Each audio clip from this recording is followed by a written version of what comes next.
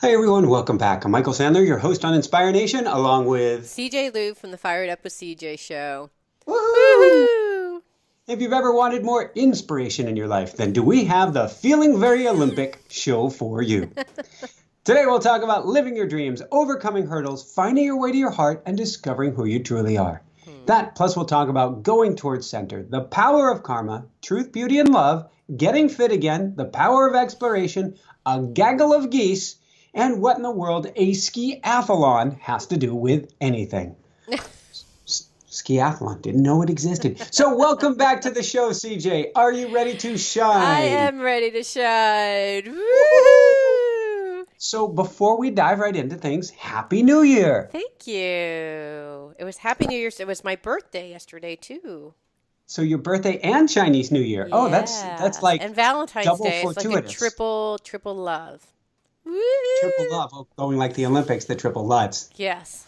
Couldn't Okay. resist. Sorry, everyone. So, so how has this week been for you then? Really good. It's just been interesting. I've had I came back from that retreat for a 1 week retreat in Hawaii, and then I had left my schedule aside from the radio shows, which are at this juncture like kind of a low pressure, like just a fun kind of thing to do, like equivalent to having a coffee with a friend kind of thing. Yeah. Aside from that, I haven't had any big work projects, and I started last week. I feel it's February 3rd, yeah, last week. I'm starting to do work again, and because I was trying to cement in some of the learnings and kind of practices from my meditation retreat, and bring that into my life. And so the last 8 days have been really about noticing how I can go to center. I get off center and Mhm. then I'm like, wow, I'm really off center. And then pulling back and noticing the attitudes and beliefs that pull me off center and how to pull back into center. So that's kind of been, I guess that would be the summation of going like my Olympics. That's my version of the Olympics, and it's really hard. I like it. I've been watching the Olympics for the first time in I can't even say how many years. I had to step back and away for things for a little while. Hmm. And then I'm like, all right, I'm feeling very sporty again. I'm feeling very Olympic again. And I'm viewing the world from a very different perspective. I love seeing high-end performance and people at their best and people who are even pioneering new trails, so to speak, in every endeavor, whether that's literally somebody with a craft or a basket that they're making or something, to somebody in the Olympics, to every event and everything, seeing the top of the game is really cool. And so watching this week, people going towards center, people getting knocked off center and coming back and being able to bring themselves back to center. There's one race. I'm not gonna get his name quite right, but it's this gentleman from Norway, Kruger. He's in this event called the ski-athlon, which has got me on fire to try this event because like I'm realizing the winter sports, that's the next phase for me. It's an amalgamation of so many Right, things because that you're I've going to go done. to Colorado and ski. Gonna go to Colorado and was a speed skater for years Oh, and right, and I also forgot be that. And almost like trying out for the Olympics, right? You were like en route to the Olympics. more on the cycling than the speed skating, but I Yeah. did I did stay and train at the Olympic Training Center for speed skating. But I was a hybrid person, meaning I was practicing and training short track, which is what you do in a hockey rink. But I didn't have the inside edge form that you see on an Apollo Ono or any of the greats for today. I had more of the build and finesse and rough form, if that's the way. I'm not picking on the athletes, but you can get away a little bit with not as perfect inside edge control on long track, which is maybe a little bit more endurance oriented. You don't have to pivot on a dime, but there are only a couple long tracks in the country. And I had Mm. looked into, do I move to Wisconsin? Do I move to, at the time, Montana? Do I move to Canada? And then I got injured and I decided, no, I guess I moved to and race bicycles in Europe. Let's not go around in circles for a little while Right. longer here. So, Interesting. but I was almost ready to make that commitment to speed skating. And something I'd been told years ago, and it never occurred to me. It never sunk in. It's funny how your awareness is where it is, and people can bring something back to you 10 or 20 years later, and you go, well, of course, why didn't I think of that before? Which is, why don't I try skate skiing? And skate skiing is I love to run to the top of mountains. I love to be in snowshoes and run at high altitude. I love to do these things that require just Oh, so it's massive. almost like running, kind of like running up, because I've seen those in the skiathlon thing where they're running up, like they have their Yes, skis like yes, this, and they're yes. running up the hill or running down, like they're just trying to go as fast as they can. So is that what a skiathlon is? Well, the ski-athlon is a combination of two events. It's skate skiing. So you do your first half of the event, like 7.5 or 15 kilometers. You do it with traditional Nordic skiing, which Yeah, is and the you're just skis go really out pushing front in out. front Yeah. of you. Oh, you do it like this. Okay, got it. That's forward to back is Nordic skiing, and that's where you see them, in a sense, straight legs in front of them running up the hill. Yep. And that's an event I haven't tried much, but I love running hills. I love running hills. So that seems exciting. But it's not quite as fast and flowy as skate skiing, which is what you talk about with the legs out to Yeah, the you're pushing sides. out like this. And Yeah. so the ski athlon, you do the first half of the event with your running ski style, Right. Nordic This. style. Yep. Then you switch skis and you skate the second half. Wow. And it's Interesting. really cool. So they're in the finals of this endurance event. It's the longest event, I believe, for the skiathlon. And there's a gentleman right off of the start, Norwegian gentleman. I wish I knew his full name, Kruger. And Kruger, somebody steps on the back of Kruger's skis Oh, wow. and stops him cold, and he falls down because there's no momentum. His ski has been pinned down, and then a couple of guys pile into him from behind. Oh, God. And right after the start, he's in last place, and he's got a broken pole. So Oh, he has Jesus. to start skiing with the broken pole. This is coming back to center. He's as far from center as it gets. Focus number one is I need to get it going. Focus number two is I need to get a pole. Focus number three is that pole didn't work. I need to get another pole. And now I need to see just if I can catch back up. This isn't about can I win the race? How am I going to do anything? It's literally a moment by moment. It's going towards center because all he could do is take it one present moment at a time. If he goes, everybody is so far away, how am I going to catch up? How am I possibly going to All do over that? form, all over the place. Yeah. Yeah, and his aerobic capacity, what happens, even with the greatest athletes, and this happened left, right, and center in last night's short program in the skating, is when your mind starts to get away from you, when you start to get away from center, or you start to go to a place of fear. Fear is not expansion. Expansion is what you need for growth. Expansion is what you need for great performances. Watching Aaron, excuse me, did I write down his name here? I actually took some notes. Adam Rippon, watching him skate, he's a butterfly on ice. He's incredibly expansive. And he is knowing himself well. We may come back to him.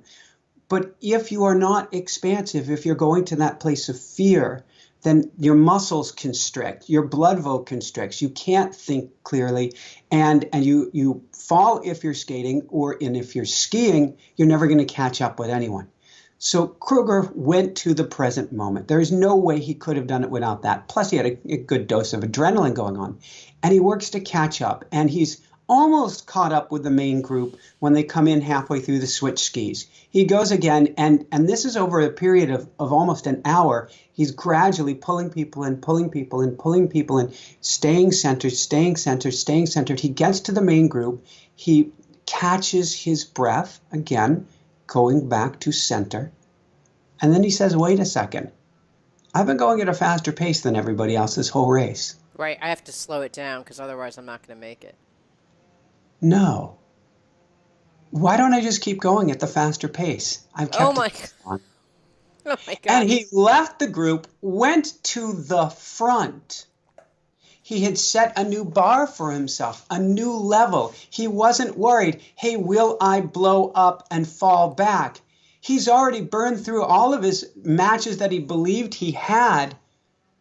What have I got to lose? Wow. How do you know that? Because they had an interview with him afterwards? They had an interview, and you could just see this.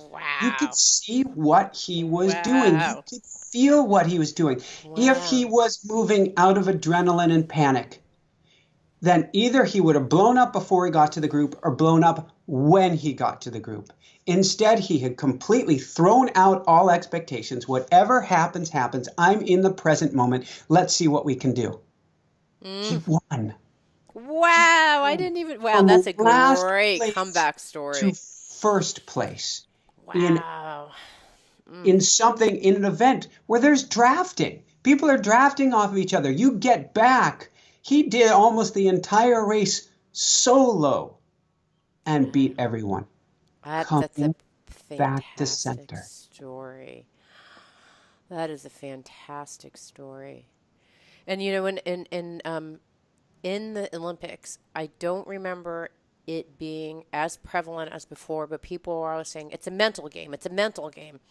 Over and over, athletes, it's almost like all this mindfulness, meditation, you know, focus on the end goal, like that is like permeated the sports arena. And so the amount of times I heard it's a mental game, it seemed like almost every single time they were talking about a mental game, and it really is a mental game because I was just talking to someone literally an hour before we were meeting, and we were talking about how actually I was noticing that both this friend of mine and I are always in situations where we're thrown into kind of like messed up, toxic environments and having to fix it. Like ever since my first job out of college, all the way to, you know, there was a period where I had a respite from that, but a lot of times, and now for coaching, oftentimes I'm in situations where something has gone off center and I am trying to find that person's center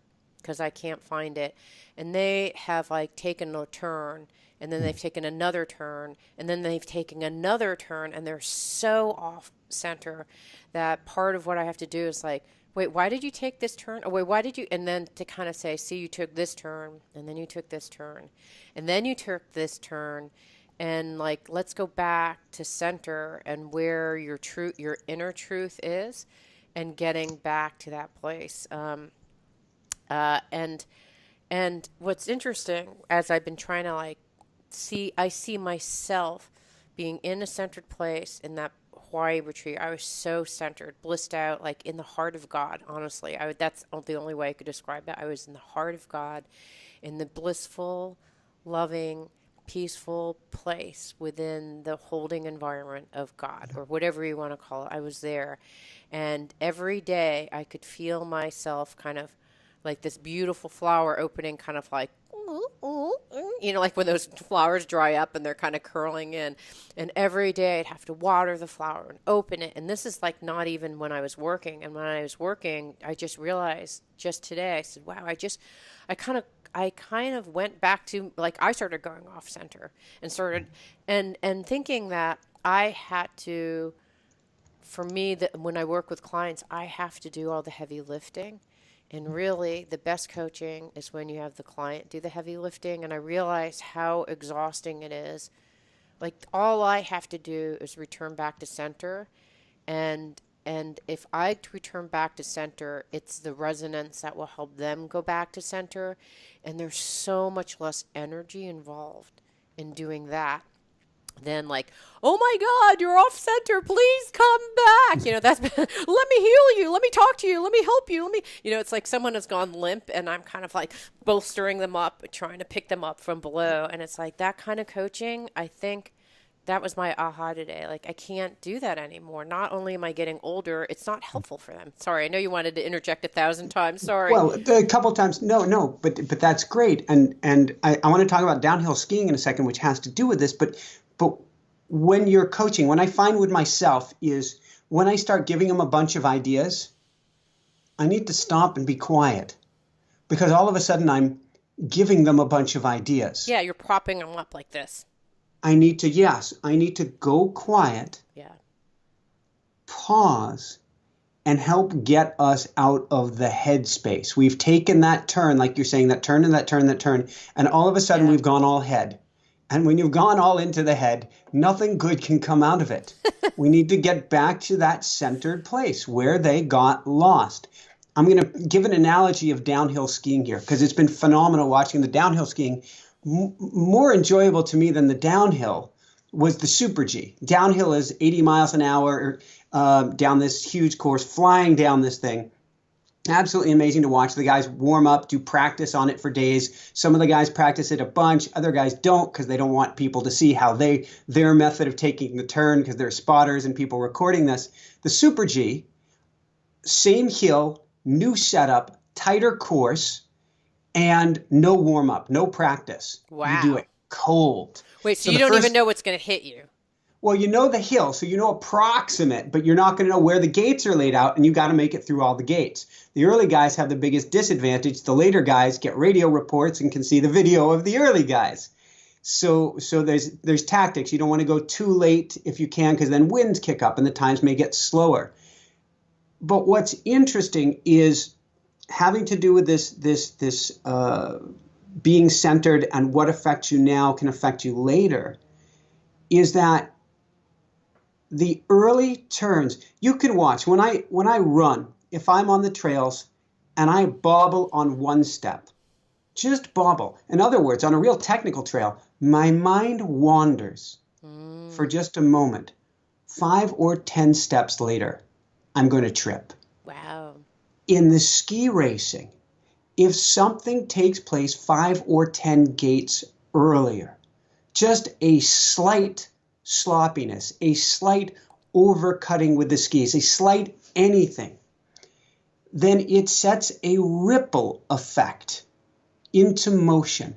That one bobble of thought, so to speak, has a chain reaction, which means when it comes to letting out your energy, like in coaching, and all of a sudden you're trying to hold somebody up, if we blow this out to life, if you're not, for instance, present or kind and gentle with yourself today, and all of a sudden crap goes down 5 days from now and you don't know why, it could have actually been the off-centeredness from 5 days, 5 gates, 5 steps ago that creates a wobble that comes and gets you.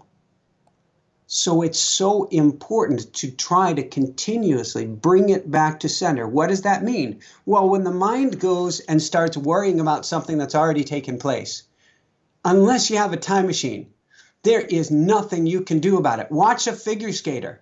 If a figure skater doesn't make, and last night, oh my gosh, I feel for them, was fall after fall after fall after bobble after bobble. I don't know if it's that the level is so much higher that people are trying to put in such technical jumps or pieces, elements into their routines. But when somebody makes a very slight bobble in about a 2-minute program, all of a sudden all heck breaks loose. Mm, They've wobbled.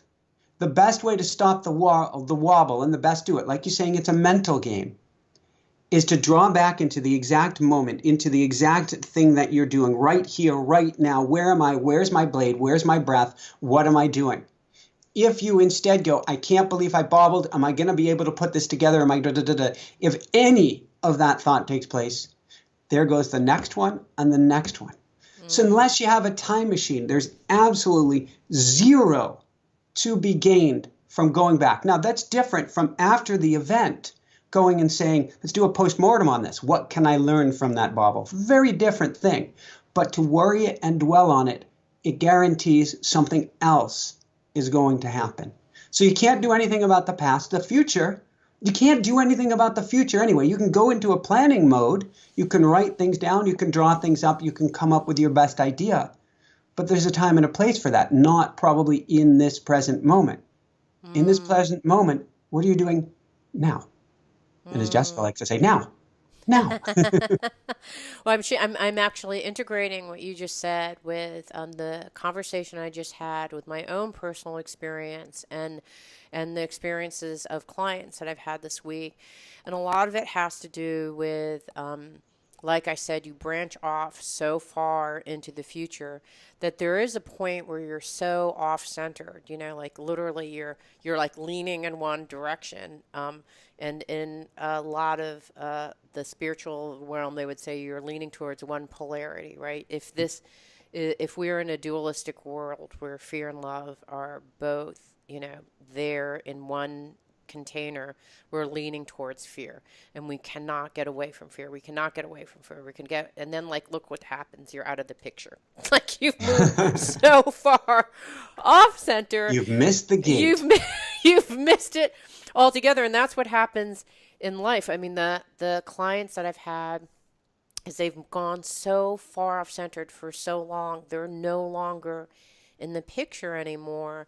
And when that happens, it's about, like, there has to be a reset of that moment, because like that moment and that other moment, because they're so off centered that unless, like, they're like leaning over like this, I'm like, wait a second, and I'm pushing them like, where did this happen? You're like, oh, it happened over here. I'm like, okay, go back.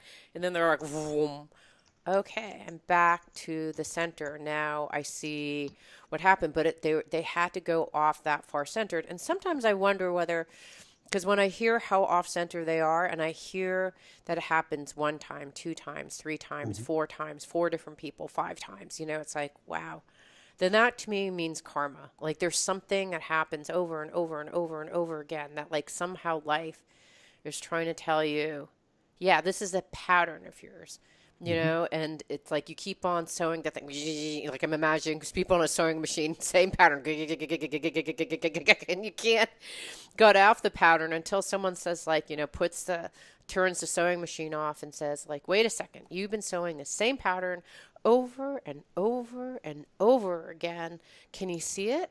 And then saying, and then I'll say, can you see it? Like, can you see it? Can you hear it? You've been, like, sewing a shirt and you've said you wanted pants. Like, hello? Like, stop sewing shirts.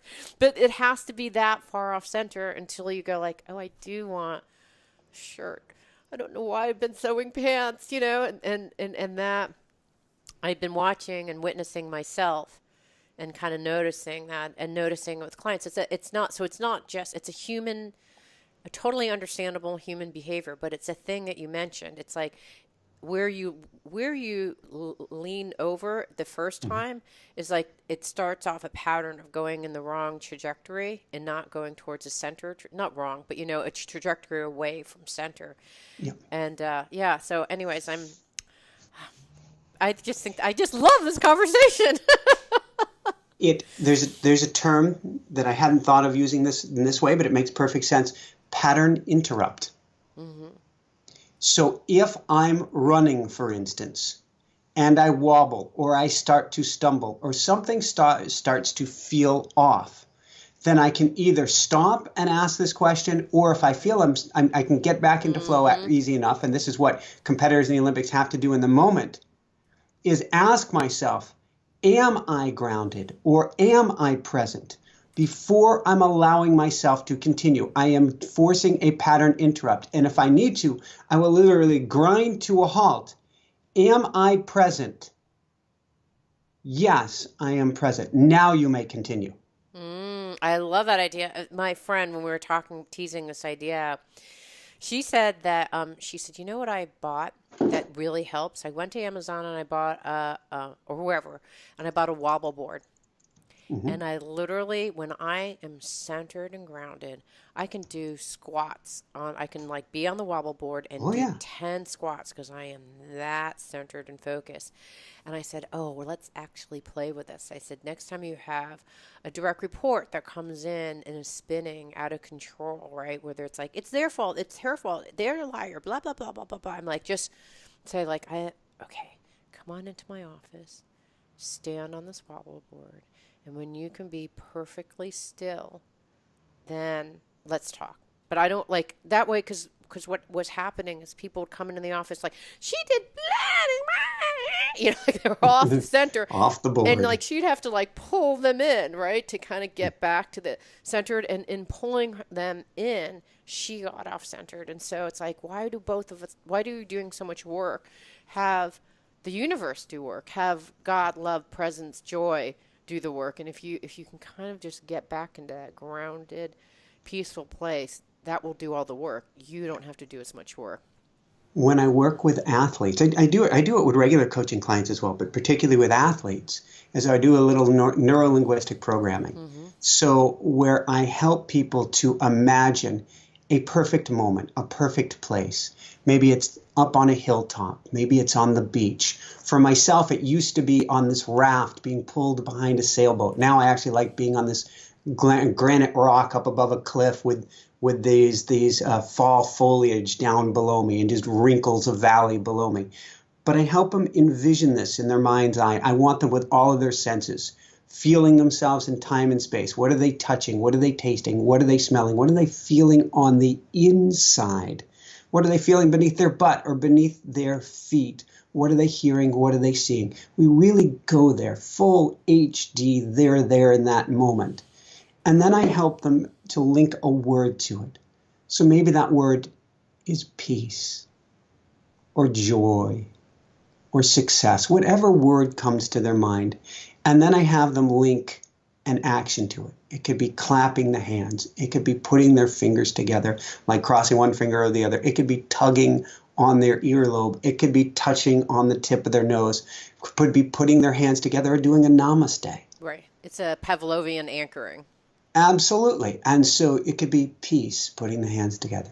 Peace, putting the hands together and going to that place. If you watch, particularly watch the half pipe competition again, if you can see that again, and you watch these people are going to do literally, quite literally death-defying jumps, where they're doing, 3 or 4 flips and twirls together, where if they don't land it right, they break their back, their neck, it's over. And they're coming back to a place of center beforehand. They're putting their hands together. They're going into a namaste, an om. They're bringing themselves to that place. Mm-hmm. And my guess is they are literally, just like I'm suggesting here, going to a very special moment, place, feeling experience in their mind's eye. They can't afford to be spinning before they're literally going to be spinning or they're gone. Right. And so by coming back to that moment, by having your anchor that you can come to, a pattern interrupt, but also a pattern replacement to bring you back to center at any moment. And with all of these senses, you've got all 5 or 6 senses going on, plus you're clapping or doing whatever it is, plus you're putting a word to it, is really powerful for drawing you back into the moment. It's great for any and every athlete, but we're all an athlete of life. Yeah. So we all need that level of centering. Yeah, I love it. I love the pattern interrupt and then pattern replacement. And the one pattern replacement that I've been teasing around with and I haven't fully fleshed out, but I'm beginning to really understand is that, okay, so there's a lot of Eastern religions that believe that we are God. Within us is the spark of light and divinity. And if that's so, then there are also a lot of different philosophies about how the earth is created. But one of the ones that a lot of Eastern ones have is the idea that basically there's a merging of male and female energy, and then at every moment, God, universe, consciousness is creating like a multiplicity of different versions of itself. And so if that's the case, if you follow the logic, I am divinity, there's a God within me, then I also have the ability to create moment by moment from this place of love, unity, joy, connection. And how do I, if you believe that, God has actually created a multiplicity of versions of itself, then how do I actually go into that and create from that same place? So moment for moment, moment by moment, how do I have my creativity be an expression of love and joy? And it could be, it's not like I created a painting. It's not that kind of creativity. We're creating moment by moment, that moment. So we're in this radio show, and we're creating a moment. You're skating, you're skiing, you're going to work, you're creating moment by moment. So if you channel that divine energy and can stay present in that divine energy into the core of who you're being versus your egoic self, which is like, I'm not going to let him win, I just like, totally messed up. I'm way behind. I got to watch out because my energy reserves may be lower. So I better just like draft behind everyone else, right? That would have been like your egoic mind kind of running the show. But if it's like, heck, I'm here and my body says go, go. Like it's just, which I'm assuming, Kruger, is that his name? Yeah. Yeah, I think that to kind of think, oh, wow, how about if we think that because I oftentimes in coaching, I get that I'm not creative. I'm not in a creative position. I'm not creating things. I want to create things. It's like you're in the most creative position, that every single moment is a moment of creating. Just being conscious about what you're creating in that moment, including limiting your creativity to just painting a painting or, playing music. Like, you're creating every moment. And that was one of the things that was kind of another aha that I had yesterday. Woohoo! Woo! Going along those lines, going back to figure skating. Yeah. There is a figure skater who has just been, to me, so incredibly beautiful to watch, because watching his soul is amazing. Adam Rippon, if I'm pronouncing his name even close to correct. Adam, please forgive me if I'm not. If I understand his story right, it's taken him many Olympics to get here. He's been at the game for 18 or 20 years in figure skating. Wow. And his story is 6 years ago, he took the leap of faith, moved in with his coach halfway across the country in his basement, and was stealing apples at the gym in order to survive. It was a total leap of faith. He came out as himself, as joyously gay before the Olympics, and really embraced who he is, who he is. And he did this interview with Scott Hamilton, and he's saying, I wasn't ready for the past Olympics because I wasn't embracing who I truly am. Now I am, and I'm truly embracing everything about myself. And somebody threw in another question and said, well, Leah, you've got the something program is going to be real early in the morning. Have you been ready for that? And he goes, I am being true to myself. So early in the morning, make it earlier. Right. Whatever it is, make it more of that. Sort of like a bring it on. I'm being me. So he medals in the team competition. Unbelievable. His performance was like watching a butterfly skate. And then last night in the short program, everybody's going for these amazing spins and things in this fall, fall, fall, fall, fall. He's true to himself. He doesn't do something that's quite as difficult. And he comes from out of nowhere to 7th place. Wow. By knowing who he is and bringing himself. So we can be creative in each moment. First off, we can always ask, what would love do? Such an important, beautiful question.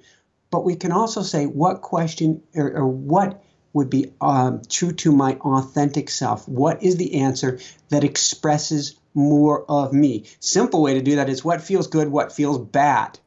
And step forward into that good feeling is stepping into good, stepping into God, stepping into our God self, stepping into ourselves.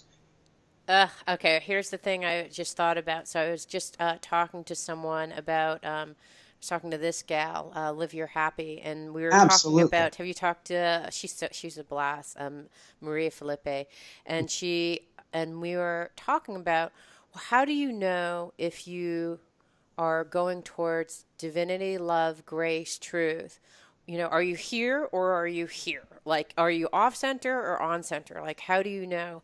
Like, okay, yes, I'm a believer. I believe that the God, universe, whatever, I'm destined here for a particular purpose. I am a unique snowflake, or I'm a unique expression of God's divinity, and I'm here for a particular purpose, and I need to be true to my cause because I'm here. I'm a beautiful expression of God's love or divinity. I'm using God a lot because I don't know what other word to use, but divine expression in that place. So if I am that place, how do I know if I'm in a mind place or if I'm in, so like when Adam was trying to come up with his program, does he say, hey, I know technically if I actually go into those complicated positions, I'm going to score more points.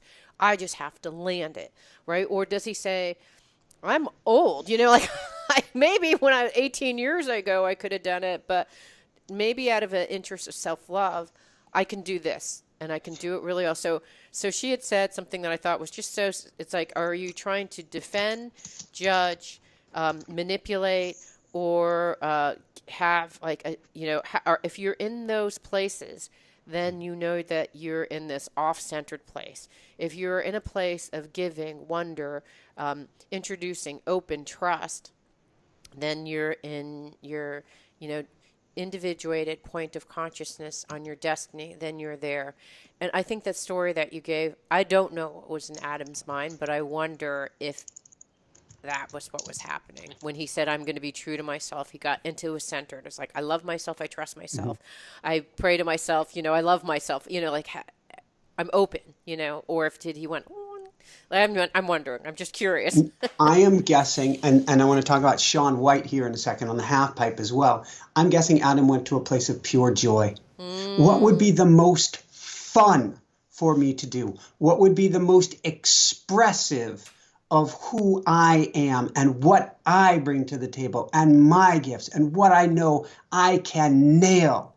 And is just going to be, and when I finish this, and this gets into visualization, which is so powerful as well. When I finish this, I will know I have rocked it. Not because I did this technicality and that technical thing, but because this was 2 minutes for me to bring all of me to the table, and I can see and feel what that is, what that is like. When I finish, I know that I have shared as much of myself and my joy and my love of what I am doing with the world. And that's what he did. Shaun White, oh my God, half piper, again, one of the most unbelievable sports there is. He was on, I guess he had medaled in 2 Olympics, and then had a fall, didn't medal at the last Olympics, and now he's an older, more experienced athlete. And these athletes, the older you get, they're getting more zen. They're like, and they asked a biathlete, they asked him, who's also been on the comeback trail, they said, is it harder to get there or stay there? And he's like, oh, stay there by far. The pressure that builds on you, you have to come and find that centered space. So Shaun White, he's on the comeback trail. 4 months ago in New Zealand, he lands on the edge of the top of the pipe, splits his face open. Jesus, oh my God. 62 stitches, and he's going, I don't know if I'm going to be able to do this anymore. I don't know if I should continue. Is this a sign from the universe? Wow. Is it time to call it quits? Olympic trials are just around the corner. Wow. And I'm a mess, 62 stitches in my face. What do I do? And he kind of, I think, flowed with universe. And he said, I'm just going to go for it and see what happens. And I'm going to go for the pure joy of it. And he tried something so challenging in the qualifiers. They gave him a perfect score for it. Wow. 100 out of 100. I think that's pretty much unheard of. Wow. And people can correct me if I'm wrong. I haven't followed half pipe that much. I thought he in the trials he secured his medal place. Do those scores count? Not in the trials. So that's in the trials is with your own country. Okay. So then he goes into the competition, and you could see he was snowboarding for the pure joy of it. Mm-hmm. That's what he brought to the game. Another one, Chloe White, 17 years of age, in the women's division. She was snowboarding for the pure joy of it. They both had very similar events take place, though I love the slight twist. Chloe, she scored such a high score in her first run that her next 2 were kind of didn't matter as far as the results go. She'd already secured the gold. Wow. However, so she didn't make it. She went big. It's the go big or go home. And I can't agree with that more. She went big in her second run, didn't make it, went even bigger in her third run, and got a 98.25. Wow. She didn't have anything to prove. She had let go of attachment. Whatever happens, happens. I'm boarding for the pure joy of it. Right, because she already scored it in the first one. Bingo. Shaun, on the other hand, did a great job. He's got like a 94 something. And then an amazing young Japanese athlete comes in and beats him in the second run. Wow. And so, in a sense, I said, because I know where the place is. Shaun is coming from such a centered place now, from such a heart place, I feel on path, on track. This is divine. It may not be divine for me to win, but I know I am in flow. And whatever happens will happen. I have let go of the fall. I have let go of anything. Let's just play. His second run, he doesn't quite pull off the elements. In the third run, another, also like trials, like Chloe, almost perfect score. He flew to the heavens. He Wow. let go of attachment. He let go. He wasn't serious. He let go of all of that. And he just went for the pure joy of it. And it Mm. showed, and he won the gold. Woohoo! Woohoo! Well, it's about see, it's about letting go, but another way of saying the same thing, it's about surrendering.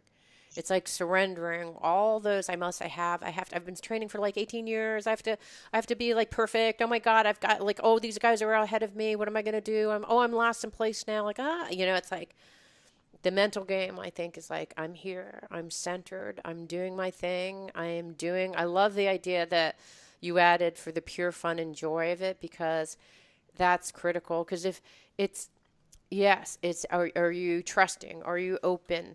Are you giving? Are you in a place of wonderment? Are you trusting? And I think it's the experiential sense on the inside is, am I having fun? And I can look at my own experience this week and saying, I'm not having fun right now.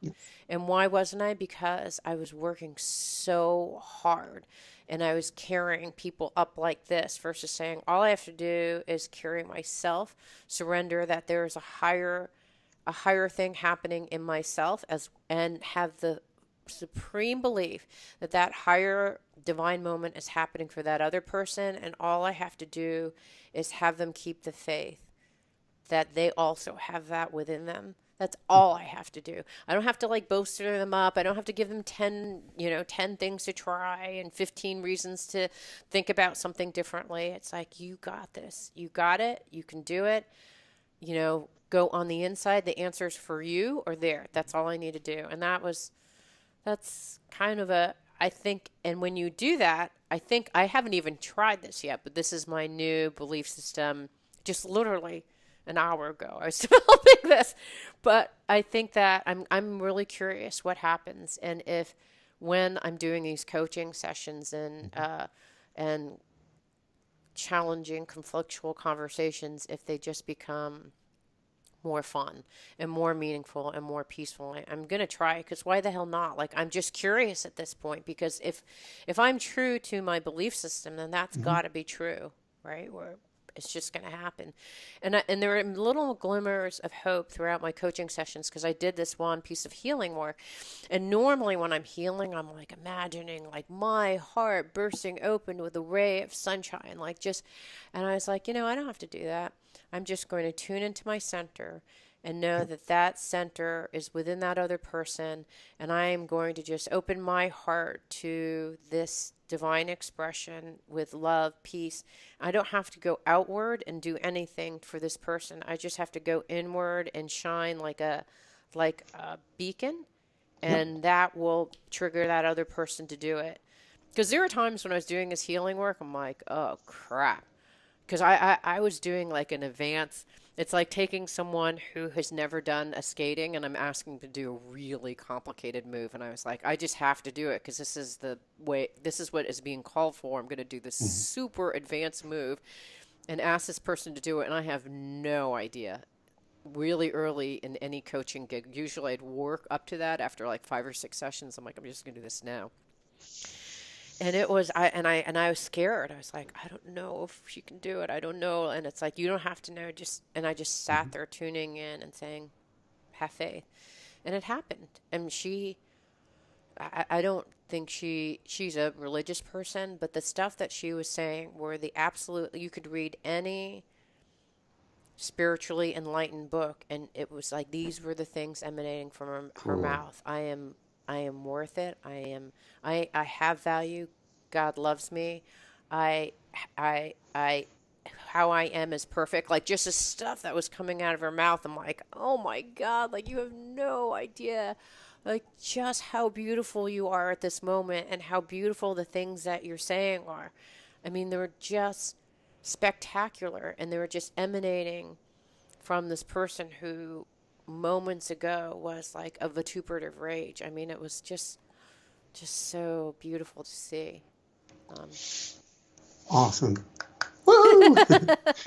It gives me like three different directions to go with that. I think if we go to the knowing how beautiful we are, and yes, Chris Mazdezer, I'm not going to pronounce that right. He is an Olympic luger, and he was the first first American male to win a singles luge medal in the history of the sport. Wow. And he just did that this week.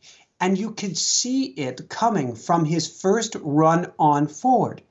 He felt he was beautiful to himself, not in a narcissistic kind of way, but in a, I deserve to be here. I'm really good at what I do. I'm loving this. I'm having fun. To quote the downhiller who got a medal, the downhiller said, it should be serious, but it shouldn't be so serious that it's not fun. So you have Chris Mazder, who's serious about his craft, but he knows that his best performances are going to be from having fun. So like after each run, he's talking with the camera. He's like pointing at the camera. He's like doing a shine bright to the camera in a sense. He's having a blast. He's very serious about his craft, but he's having a blast. He has also, like you're saying, let go of attachment. When we get attached in coaching, it hurts. Then we're Sisyphus trying to push the boulder up the hill. Exactly. And we really need to pause at that moment, because at that point, we could be trying to interject something. We could be trying, and that's a problem in coaching. You can't try. You have to let go and let the process unfold. The loser has to let go and let the track carry him down the hill. If he tries to steer or oversteer the sled, he's either going to slow down or crash. And Chris went into his beauty. He went into his divinity. He went into his place of pure joy without attachment. We've never medaled. If I medal, great. If I get top 10, great. Is he going to try damn hard? Absolutely.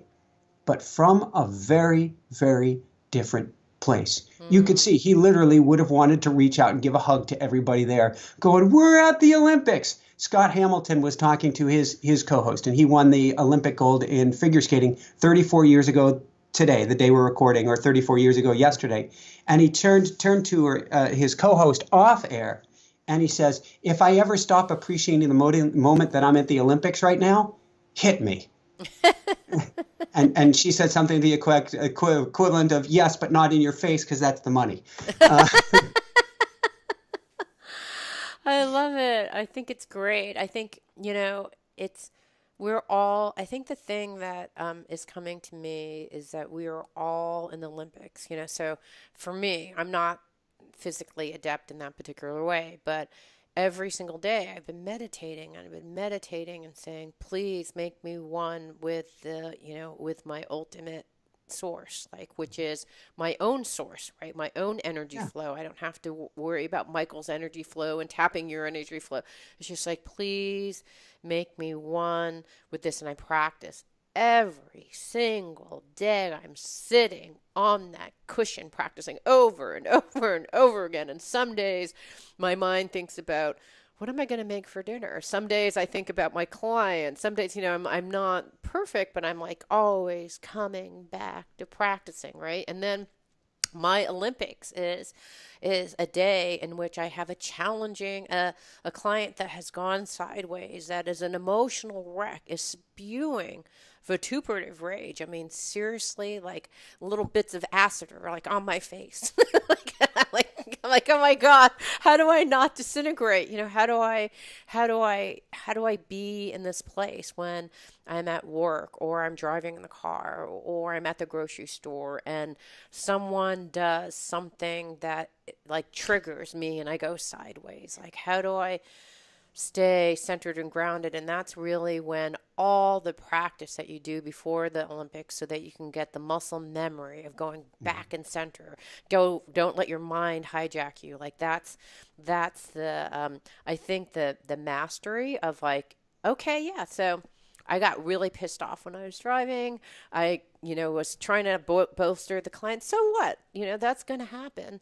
Go back to center and practice. And then, every day is your Olympic moment to practice doing something, going off centered and then coming back. And then that muscle gets stronger and stronger, right? But you have to practice outside of sitting on the cushion, right? Yeah, absolutely. Let me talk about one more muscle. Yes. Talking about muscle. Yes. So I'm going to talk about the muscle of visualizing and Yes. visualizing things taking place as you'd like to see them be. And I believe it was a Canadian. It was almost first day, so I wasn't taking notes yet.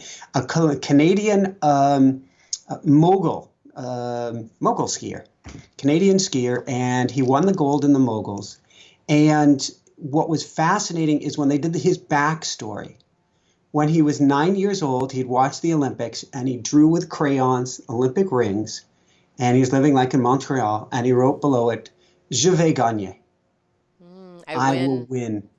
I Wow. will win. And he practiced in his head. He put it above his head where he slept as a little kid, as a little 9-year-old kid. That is Je vais adorable. gagner, je vais gagner, je vais gagner. And at 22 years of age, je suis gagner. I Wow. win. So Wow. his going there in the mind truly helped bring it about. Mm. That's a muscle. Visualization is a muscle that we get to strengthen like anything else. It's why I do my Woohoo 8 every single morning of visualizing my future, visualizing, visualizing, visualizing, taking that stone of awareness, casting it into, or a stone of attention, casting into the pond of intention to help bring it about. Mm. So, how we see our coaching going, how we see our meetings going. God, what a difficult day at work I had today. How am I going to face my boss, my coworker, my such and such tomorrow? Well, lean into it. Go there and in your mind's eye tonight and picture the most beautiful outcome possible. Play it out, see it, feel it, experience it. I have no idea how to bring a positive outcome to this. That's okay. Come to it from a place of love. Come to it from a place of kindness and compassion for yourself, but especially for the other person. And don't worry about linking the dots. See the outcome, bring the love, and then watch things unfold. The Right. more we practice this, that's why it's so fun to watch, if you can, a downhill skier, any of the skiers, but particularly the downhill skiers. Before they do their big events, you'll see them at the top of the hill and you'll see them eyes closed. They're going through the gates. They're playing the whole run in their eyes. Skaters do it too, but they're a little bit more subtle. But the downhill skiers, you'll see their whole run unfold before them before they get to that first doot, doot, doot. Mm. They've already run it time after time again. And so if we can strengthen this muscle, it helps bring about that desired outcome and helps bring us and keep us in that centered place. So I have an additional thought with that, which is, Go for it. and I want to talk about geese in our last minutes because I want to, but the additional thought was, and then we talk about this a lot, and it's about effort and ease. And so you practice every single day. You practice and practice and practice, and then you have ease, which is like you've said, like you lean into the fun. You go, I got this. I have trust, and you realize if you were to follow a lot of Eastern philosophy, it would say it's not even you doing it in the first place. Amen. You are like you like oh yes, you are practicing. That is the effort. You are sitting on the cushion. You're doing the backflip or the the axle or whatever over and over again. That's the effort that you make. You sit on the cushion. You do whatever. That's the effort that you make, and then you surrender because it's not you anyways. It's divinity creating itself just for the joy of seeing divinity being expressed through our being. Like that is the ultimate thing that's happening is that surrender. It's not you anyways. Yes, you have to be efforting, but Mm. be after you've efforted, it's about ease. It's like saying, okay, so taking it from my life, okay, I've been a coach for a really long time. I'm efforting when sometimes I'm efforting and I don't have to effort. I can just be like, trust that something is going to come through me, trust that something is going to go through the client. I don't have to do it all. There's something already doing us, which is the divine presence, and it's just tuning into that. I don't have to think of the answer of what I need to do because I'm having a problem with my coworker. I just have to tune in my heart and sometimes say, I surrender. Frankly, I, CJ Liu, don't know what to do. I know that there's some power above and around that me that wants to create some other moment. I'm going to just trust that when the time is right, I'll get the answer. But the time is right, not now, and the thought isn't coming to me, so there's no answer right now. Very Tao. I'm going to go with the Tao of downhill skiing then. I could have Okay. used a speed skating analogy because the Dutch have been amazing, but I'm going to go back to the Tao of downhill. Effort and ease. When you do, and I was a skier too, though not really a racer, but anyway, effort and ease in the downhill. If you go into the event and you try to steer the turns, you carve into the snow and you slow yourself down. Mm, You have to relax into the turn and let the turn carry you. You still need to put effort in and a heck of a lot of muscle, but you can't try to fully control it. You have to be, and the announcers talk about it, well, he's too in control today. You mm. actually have to let go, surrender that control if you are to go fast. If you try to control it, you actually go slow. So you have to balance this of allowing, being out of control, efforting, keeping it within a balance. Because, if you say, I surrender to the universe, and you sit on the couch, you're going nowhere. Right. If Right. you go, I surrender at this meeting, you're going to be completely run over. You have to effort and ease it. I Right. need to carve my way through the turn, but with surrendering as much as I possibly can so I get through there in the smoothest, easiest fashion possible. Right. That is learning that effort and ease. That is learning about yourself. That is learning to have faith and trust, even though, maybe even especially, it's scary. It's much easier to take that run in full control. It's actually not as much fun. It's fun on the roller coaster ride Right. when you're not in Right. control. So I love it. Okay, geese. We have like 2 minutes. Oh, we're just been tickled pink that there was 7 baby geese that would I guess it was Oh. 5 baby geese and 2 adults that would walk around there with their little yellow furry bottoms No. bodies last year when we first got here, and they've grown up and I guess they flew south for the winter and they've come back here and Oh. sometimes you see them with the 7 of them, the mama and papa, and then the babies, which are flyers now, but Hmm. are still with them. And yesterday, the day before, it was 12 or 13 geese, first a gaggle, and then I guess a baker's dozen, that came and hung out at the house here. And Daddy is watching over them all as they're eating, keeping an eye on them, all heads like into the grass. It's the coolest thing to watch them work as a unit, all paying attention, all aware, all playing their role in the community. Bringing it back to centeredness, I guess it is at any one point with 12 or 13 geese, there were 3 or 4 who are on the lookout, who are watching, who are waiting for their turn, but being fully present in the moment. I never expected to go there with this one. But just taking the time to experience geese, to experience birds, to experience anything in nature is an opportunity to bring yourself back to grace, to bring yourself back to presence, to bring yourself back to that centered space within each one of us.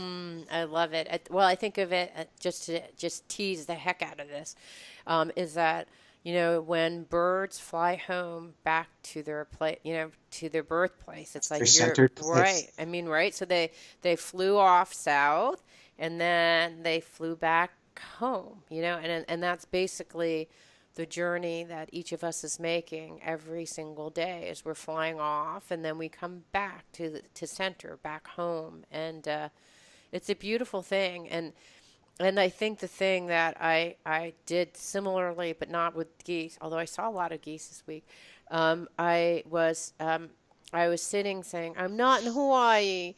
Well, I don't have beautiful trees, but I'm in Seattle and it's raining and, and I was like, no, how can you find the beauty in this moment? And yesterday, on my birthday, sun came out and I thought, oh, sun's out. And I thought, okay. And I had somewhere else that I had to rush off to go to, and I said, "No, don't rush." And I just sat there in the sun, going like, I am like pulling in all the, You know, the sun is divine's light shining on me, and how can I just embrace and saturate and love this very moment of having a sunshine on my face, like the warmth, the comfort, the peace, and make the time. Did I spend an hour on the couch? No, I'm talking about 3 minutes, but I made the time. And you know what? For that day, that was the only moment of sun I had the entire day. So just making the time to relish and be grateful for that beauty, like the geese, it makes all the difference. And it can only be like a minute. It doesn't have to be like your whole day. 1 minute can make a And difference. doing that was the pattern interrupt Yes. that set you up to hit all of the gates in order to stay in that centered place a little bit more for the whole day. You helped correct or prevent a wobble. Yeah. It all comes back, even the shows. We went all over the place. We probably had no idea where we were going, and we came back to center. Woohoo! So for everyone out there, this is Michael Sandler and CJ Lou from the Fired Up with CJ show. saying, be well, have fun, find your centered place, and watch the Olympics if you can, and shine bright. Woo-hoo! It means so much to me that you're listening to the show and love your support in any way by giving me comments below or to subscribe to the show or share the show with friends. Thank you again for your support. Love and blessings.